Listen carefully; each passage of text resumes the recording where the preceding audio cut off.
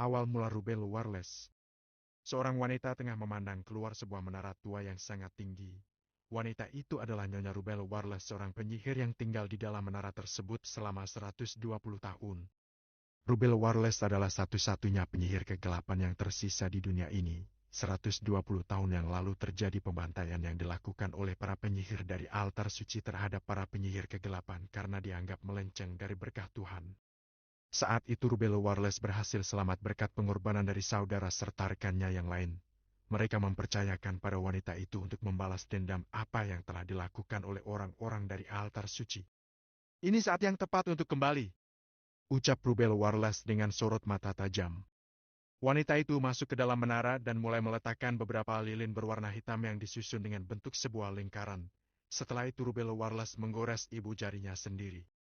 Ia menggambar sebuah pola sihir terlarang menggunakan darah yang keluar dari ibu jarinya.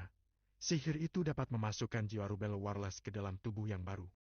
Baiklah, semua persiapan telah selesai, ucap Rubel Warles dengan senyuman lebar. Setelah sekian lama berdiam diri di dalam menara dan melatih ilmu sihirnya, ya ini saat yang tepat bagi wanita itu untuk memulai hidup baru dan merancang rencana untuk membalas dendam pada altar suci. Rubel Warles berdiri tepat di atas pola sihir itu, kemudian ia mulai merapalkan sebuah mantra dengan bahasa yang rumit. Beberapa saat setelah selesai membaca mantra tersebut, tubuh Rubel Warles tergeletak di lantai menara dalam kondisi tak bernyawa. Di sisi lain, jiwa wanita itu melesat masuk ke dalam tubuh seorang gadis berusia 17 tahun bernama Elise Dominics. Ternyata saat Rubel sedang melakukan ritual pemisahan jiwa, saat itu juga Elise Dominics melakukan pemanggilan terhadap jiwa orang mati yang ingin menggantikan posisinya. Elise Dominics merupakan seorang putri dari Duxen Dominics. Sangat disayangkan gadis itu tak dapat membangkitkan kekuatan apapun meski ia sudah berusia 17 tahun, dan karena hal itu juga ia dianggap sebagai aib bagi keluarga Dominics oleh keluarga bangsawan yang lain. Ayah dan ibu Elise Dominics tak pernah mempermasalahkan kekurangan yang dimiliki putri mereka. Selama Elise menjalani hidup dengan baik, itu sudah lebih dari cukup. Sangat disayangkan gadis itu tak dapat menahan siksaan yang dilakukan oleh para pelayan di kediaman Dominics. Ia diperlakukan seperti seorang budak yang selalu mendapat perlakuan kasar. Tindakan para pelayan itu tak pernah diketahui oleh Duchin Dominics serta Nyonya Jevely Dominics karena kedua kakak laki-kaki Elise menutupinya. Saat ini jiwa Rubel Warles sudah berada di dalam tubuh Elise Dominics. Sebelum jiwa gadis itu benar-benar menghilang dari dunia, ia sempat mengatakan beberapa hal pada jiwa baru yang menempati tubuhnya itu. Terima kasih karena Anda telah memenuhi panggilan saya. Tolong balaskan rasa sakit yang telah saya terima selama ini. Setelah itu Anda bebas menggunakan tubuh saya tanpa terkait ikatan apapun pada jiwa lamanya.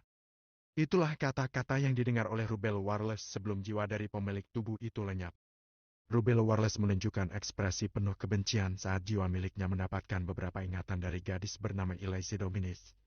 Betapa kejamnya kedua kakak laki-laki gadis itu hingga membiarkan adik kandung mereka sendiri diperlakukan lebih buruk dari seorang budak oleh pelayan rendahan. Karena sudah terlanjur masuk ke dalam tubuh Elise Dominics, Rubel Warles akan hidup sebagai Elise Dominics, namun dengan kepribadian yang berbeda. Seorang penyihir kegelapan yang telah hidup selama ratusan tahun tak akan diam saja ketika ada seseorang yang menindasnya. Rubel Warles juga akan membalas semua orang-orang yang telah membuat Elise Dominics memilih untuk melenyapkan jiwanya sendiri. Perlahan-lahan Rubel Warles membuka mata dan melihat ke sekitar. Ia turun dari atas tempat tidur dan berjalan menuju ke sebuah cermin besar. Rubel Warles tertegun dengan kecantikan yang dimiliki oleh tubuh barunya ini. Ia tersenyum miring, kemudian mata-mata biru milik Elise Dominics berubah menjadi hitam legam. Saat ini namaku adalah Elise Dominics. Akan kubalaskan semua dendam pemilik lama tubuh ini, ucap Rubel Warles yang telah mengakui identitas barunya sebagai Elise Dominics. Entah hal-hal mengejutkan apa yang akan terjadi di kediaman Dominics setelah kemunculan Elise Dominics dalam versi baru. Karena hari sudah pagi, Elise Dominics bergegas masuk ke dalam kamar mandi untuk membersihkan dirinya kemudian mengganti pakaian. Saat membuka lemari pakaian, mata Elise Dominics melebar karena tak ada baju yang layak ia gunakan di dalam sana. Elise Dominics dengan segera mengambil sebuah gaun berwarna hitam dengan potongan yang cukup pendek. Setelah selesai, ia segera menata baju dan keluar dari kamar dengan tatapan datar. Dari kejauhan, seorang pelayan dengan umur yang tak begitu jauh dari Elise Dominics datang menghampiri gadis itu dengan tatapan malas. Pelayan tersebut bernama Camelia Ursen, anak dari kepala pelayan yang ada di kediaman Dominics. Setelah sampai di hadapan nona mudanya, Bukannya memberi salam, pelayan itu malah mengucapkan kata-kata yang cukup kasar. Kemana Nona Elisa akan pergi dengan gaun minim seperti itu? Apakah Anda ingin menggoda bangsawan lain dengan wajah cantik yang Anda miliki? Ucap Camelia Orson, pelayan pribadi Elise Dominix. Berisik, jawab Elise Dominix dengan tatapan tajam dan aura kegelapan yang perlahan-lahan keluar dari tubuhnya. Pelayan pribadi gadis itu langsung terjungkal ke belakang karena terkejut dengan aura menyeramkan yang keluar dari nona mudanya. Tak biasanya gadis itu berani menjawab apa yang ia katakan. Si pelayan curiga ada sesuatu yang terjadi pada Elise Dominix hingga mendapat keberanian yang sangat besar. Apa yang bisa dilakukan oleh gadis tak berguna sepertimu selain mencoba menikah dengan bangsawan kaya raya dan memiliki kehidupan yang baik sebagai ibu rumah tangga? Ucap Camelia Orson dengan senyuman meledek. Pelayan itu masih melontarkan kata-kata yang tak pantas sehingga membuat jiwa Rubel Warles yang berada di dalam tubuh Elise Dominix merasa kesal. Elise Dominix mendekat ke arah pelayan itu kemudian menginjak lengannya dengan kencang hingga si pelayan menjerit kesakitan. Mendengar teriakan dari arah kamar nona muda Elise Dominix membuat sang kepala pengurus rumah menjadi khawatir dan segera menghampiri gadis itu. Selama ini hanya kepala pengurus rumah Duk Dominix saja yang selalu membantu Elise ketika sedang dikerjai oleh pelayan di rumah tersebut. Setelah sampai di depan kamar nona Elise Dominix, kepala pengurus rumah menatap gadis itu dengan tatapan tak percaya karena ini pertama kalinya ia melihat Elise melawan ketika sedang ditindas oleh pelayan pribadinya. Nona Elise baik-baik saja?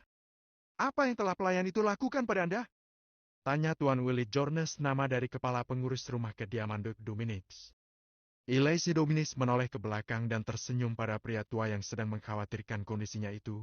Setelah mendapat seluruh ingatan dari pemilik asli tubuh tersebut, jiwa milik Rubel Warlex dapat mengingat dengan baik siapa saja yang memperlakukan Elise Dominix secara manusiawi. Saya baik-baik saya Tuan Willie, tak perlu terlalu khawatir. Akan tetapi ada satu hal yang membuat saya merasa cukup kesal. Ucap Elise Dominix dengan tatapan serius. Gadis itu ingin tahu kemana perginya semua anggaran bulanan yang seharusnya ia dapatkan untuk membeli gaun ataupun keperluannya yang lain. Arga dasar gadis sialan. Ucap Camelia Orson, pelayan itu berdiri dan ingin menampar Elise Dominix, namun tangannya ditahan oleh sang kepala pengurus rumah. Jaga sikap Anda, di sini Anda hanyalah seorang pekerja yang dibayar oleh Tuan Zane Dominix. Ucap Willie Jones. Karena merasa kesal akhirnya Camelia Orson pergi dari tempat itu. Ia akan mengadu pada sang ibu tentang apa yang terjadi hari ini dan biarlah ibunya memberi pelajaran pada nona muda yang hanya bisa menjadi aib keluarga. Willie Jones kembali menatap ke arah nona Elise Dominix untuk mendengarkan apa yang menjadi keluh kesah gadis itu. Mengapa di dalam lemari pakaian saya hanya ada gaun-gaun usang saja? Di mana perginya semua anggaran bulanan yang seharusnya saya dapatkan? Antar saya untuk bertemu dengan ayah. Ucap Elise Dominix yang ingin bertemu dengan ayahnya dan menanyakan tentang anggaran bulanan yang seharusnya ia dapatkan. Willie Jones terdiam beberapa saat. Pria tua yang telah bekerja selama puluhan tahun untuk keluarga Duk Dominix itu merasa sangat terkejut. Untuk pertama kalinya ia melihat putri semata wayangnya dari Duk Zane Dominix dan Nyonya Juvelie Dominix menginginkan anggaran bulanan yang seharusnya ia dapatkan. Pemilik lama tubuh itu adalah gadis yang lemah. Ia sering menolak tawaran dari ayahnya untuk memakai anggaran bulanan karena menganggap hal itu terlalu boros dan membuang-buang uang saja karena itulah tak ada satu gaun yang layak di dalam lemari gadis itu. Baiklah, saya akan mengantar Anda ke ruang kerja Duk Zane Dominix. Ucap Willie Jones, sang kepala pengurus rumah Duk Dominix. Ia berjalan mendahului Elise Dominix dan gadis itu mengikuti di belakang sembari menghafal setiap ruangan yang ada di rumah itu.